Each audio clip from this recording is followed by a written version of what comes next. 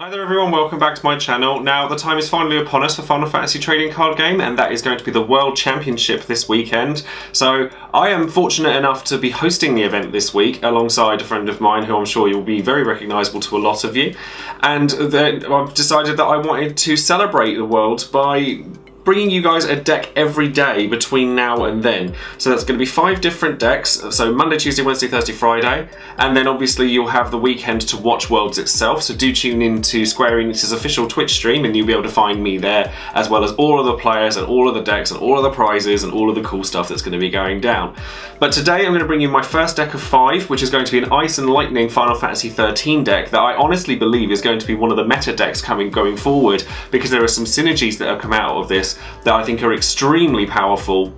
And honestly, I wouldn't be surprised if I saw some decks like this one at Worlds, though I think with Turbo Discard being a thing, obviously a lot of Ice players are going to lean towards that while it's still around. But certainly after bans, I think this is going to be an extremely powerful deck, so definitely keep on watching. Now before I quickly go into the deck, don't forget that my Discord chat is now open to the public, so if you guys want to come and join in and chill out with us and sort of talk about some of the videos or some other things as well, like loads and loads of different subject matters over on the Discord chat, so follow the link in the description box if you want to check that out. And don't forget as well that all of my videos are early access to all of my Patreon followers, so if anybody wants to check that out, then I'll leave a link in the description box to that as well. Thank you very much to all of you that do. But without further ado, let's just get straight into the deck. Now this is a more controlling build than, it was sort of field control build than a lot of the discard decks that Ice is well known for. But honestly, there's so much synergy between the FF13 forwards and backups in this deck that it's really, really crazy. Now Sid Reigns is quite obvious as a card, it's used in a lot of Ice decks, but it happens to be an FF13 forward, and you'll see why that's relevant as we go forward.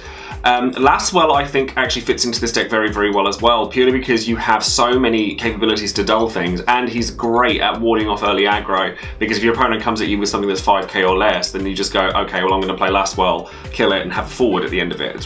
He's just a very, very good card. Genesis I don't think needs any explanation, quite honestly, the card is just good. Mecha Chocobo I actually really like a one-of in this deck, because having something that's not targetable by summons, and honestly you're going to be dulling forwards in this deck a lot the house down boots. So honestly, Mecha Chocobo is going to get at least one attack through if you're going to play it, and if you can't, you're not going to play it anyway. And having the combination of Mecha Chocobo and Red Mage to give him haste makes all the difference. Sarah is a very, very strong card in this deck. You'll notice that there are 9 different Final Fantasy XIII characters in this deck. So at maximum, you could be dulling up to 9 different characters. Now, one thing I've noticed is that a lot of people worry about Sarah because if you have too many FF13 characters out for her ability, then you have to start dulling your own cards. But honestly, don't forget you can dull backups with her on your opponent's side, and if your opponent doesn't have enough things that you need to be dulling with Sarah, then the chance that you probably don't need to be playing her anyway. And you can also activate her second ability in response to her first, so that the stuff that you have to dull for yourself doesn't really matter all that much. So honestly, I just think Sarah is a really, really good card. Vayne, I wanted to go back to Vayne in this deck because one of the cards while I was testing this, or talking about it with people, is discovered a problem with Cecil from the new starter deck, the Heroes vs Villains deck. Things that can't be targeted by abilities can prove problematic for this deck, which is why I've included Vayne, it's why I've included Matthias, there's why I've included Ramu, things like that. Ways of being able to deal with cards without having to target them with abilities is very important in this deck, and Vayne doesn't target, and because we're running Devout in here, one of it is absolutely fine. Now going into the Lightning forwards, now one of the things I like about this deck is that cards like Sid Reigns and Rigdia are cards you would probably run in this kind of deck anyway, and they happen to be FF13 forwards, so having the Al-Cid kind of combination in this deck is really, really nice. I've only gone for 2 Al-Cid in here because I don't want the deck to be just all about that, and because we have Gramis in here, we can search for Al-Cid or we can search for Vayne, so you have options with Gramis that you don't necessarily have to run 3 of him. And there are a lot of cards that, again, if a deck has a card, specifically Wind, that can't be targeted by abilities, then Al-Cid's not going to help you with that. So honestly, I quite like just having 2 of him. Illawa in this deck is disgusting, purely on the back of Snow. Illawa is hard to get rid of at the best of times. If you have Illawa attacking and dulling things at the same time, she's an absolute pain in the backside. She's actually brilliant in this deck. So I did include a copy of Sid of Clan Gully in there just to get copies of her. You might want to change Sid of Clan Gully for something that's another FF13 backup, maybe Mackie, for example, if you're worried about not having enough FF13 cards. I really like Illawa just in general, and I think that her S ability just comes into play really, really nicely here as well. And then I've gone with a single copy of Zemus. Now this one might be a bit alien to people because it's not in a mono lightning deck. Honestly, I think a one of Zemus is a wall breaker in any deck that can run him. You have the capabilities of bringing back some really, really powerful cards if you need them. So if you've discarded them early, I just think having access to your break zone at any point is just good. Because if Zemus isn't dealt with immediately, then you have then your opponent has much bigger problems than just him, because your board is just going to build up and up and up and up and up. And because Lightning, Null, Illawa, Rigdia, they're all Alcid, they're all problematic for your opponent. They all have decent effects. Certainly, most of them when they come into play, your opponent's not going to want to leave Zemus on the board. Lightning is the MVP of this deck. Now we've had Lightning since Opus V, and everyone liked her, but there was no power behind her because she had to have an FF13 character out. In this deck, there's so many good FF13 characters, and a big point is no character, so that includes your backups. This deck wouldn't work nearly as well if Sarah and Lightning both specified forwards, but they don't. They ask for characters. And honestly, if you have a Snow out, your opponent needs so much board presence to stop you from attacking them.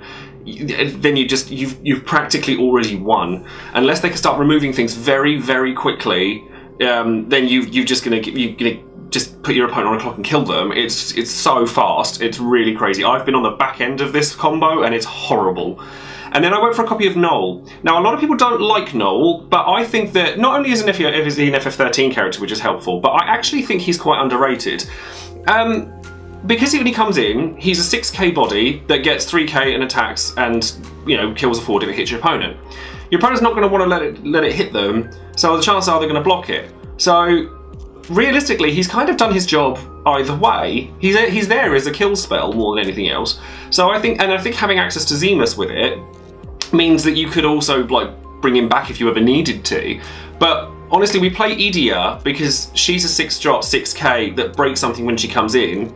So does Null, and he ends up as a 6k guy at the end of it as well. I don't think he's as good as Idia. He's not an EX burst for a start, and he doesn't have, you know, Joesephyr EX burst searches or Idia to bring it back from the break zone. But that's partly why I wanted to put Zemus in here, because I think that being able to toolbox your lightning forwards is really, really useful. But I would just say don't count Null out just yet. I think he's better than a lot of people think.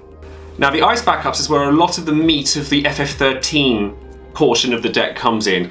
Jilnabar, I've opted for Opus II Jilnabar rather than Opus I, mainly because we don't have any EX bursts in this deck as a matter of fact, so there's no point sticking Opus I Jilnabar in here anyway, despite the fact that the freeze mechanic is quite useful. But being able to stop yourself from being hit by things like Fasoya and Anhalanan, that's nice, and I like that a lot. I think it's very, very useful. Yule, honestly, I like Yule anyway. I really do like Yule. I think that having the knowledge of the top card of your deck is actually really, really useful. It's a piece of information that your opponent doesn't have. And Archer's not really run that commonly anymore because it's a bit slow, and Hecaton can't hit her, so honestly you haven't got to worry too much about her on break effect.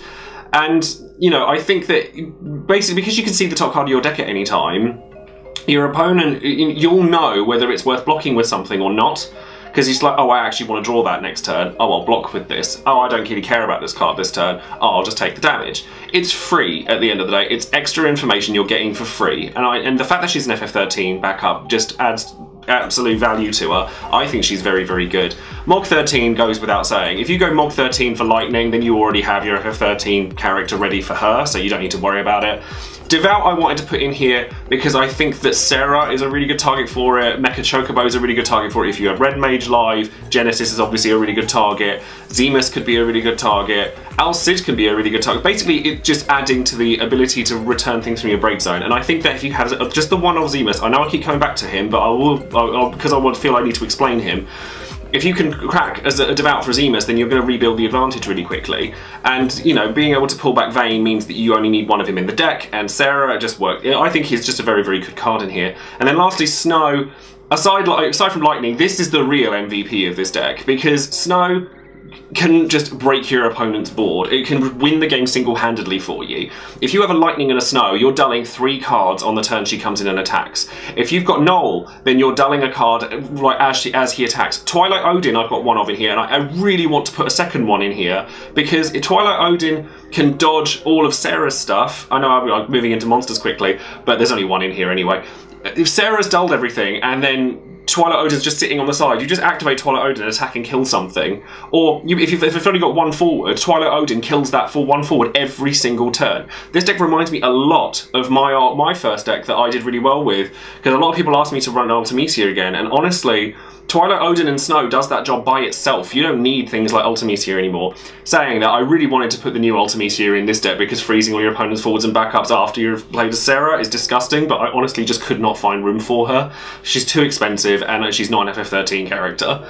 And then the lightning backups are pretty self-explanatory. Red Mage is there because giving haste to things is always useful, particularly things like Sarah or Cid, you know, just being able to kill something and then swing, it's really, really useful. Scholar is in here because you don't want your opponent to get too much of a board, because you don't really want to be dulling things like Viking and Layla. You want them off the board so that a Cloud of Darkness doesn't come and ruin your day. So I think that Scholar is really, really useful here. And then Sidoclan Gully and Gramis are both searches for you, so basically you have 3 different searches in the deck, in Mog, Cid and Gramis, so your consistency is well above the curve. You're absolutely fine for consistency. And then going into the summons, Matthias, as I've said, there are cards that can prove a problem for this deck, such as Cecil or Kane Senna, if people still play her. Anything that can't be targeted by ability, so you need summons that are catered to be able to deal with that. I've obviously lost the ability to have EX bursts in this deck, but honestly I don't think you really need them, and the power in this deck is above what you need from them. Glacial Avalus can also deal with those kinds of forwards by dulling and freezing them. And it can also deal, it's just a versatile card. You know, you could kill something that's dull and make your opponent discard a card. That's such a big play, and Glacier's never been bad. Zalera in this deck is absolutely foul, because obviously if you're dulling your opponent's board every time you attack with them, the only things you ever have to deal with, singularly, are the 4 CP cards, because Zalera just board wipes the rest of them. It's a horrible card in this deck. Really, really just nasty. And then Ramu I put in here because there are going to be times where you can't target certain things just because of the kind of cards they are. Like Camlanor, if they've declared ice, then you need another way of dealing with that. Ramu is also monster hate, which there isn't very much of in ice at the moment, so I figured that Ramu was just really, really useful in general, and it still dulls things, it's still useful, it's still on theme with the deck. So basically the strategy with this deck is just to keep your opponent's board down permanently, like as often as you possibly can, and damage rate your opponent until they die while keeping loads of their board away from you. It's actually very, very strong. As long as you get 1 of the FF13 backups, preferably Snow, onto the board, then you can just keep going. You just keep smashing your opponent. Illu is a pain to get rid of at the best of times, especially if you're dulling a card every time she attacks. You've got plenty of ways of getting around your weaknesses through the summons and things like Vayne, and then your powerhouses, things like Lightning and the Al-Cid combo, you're just going to be constantly just battering your opponent with things that they can't deal with. And honestly, with Lightning being Goddess of Etro Lightning, I wanted a reason to run her because I adore her. That's going to be it for this video, so thank you very much for watching, and subscribe to the channel if you haven't already, and don't forget to check out all of my social links in the description box. Stay tuned for the rest of the week, where I'll be bringing you a brand new deck every day until Worlds, and over Worlds you'll be seeing a lot more of me as I will be hosting the event. So thanks very much for tuning in again, and I'll see you all soon. Bye!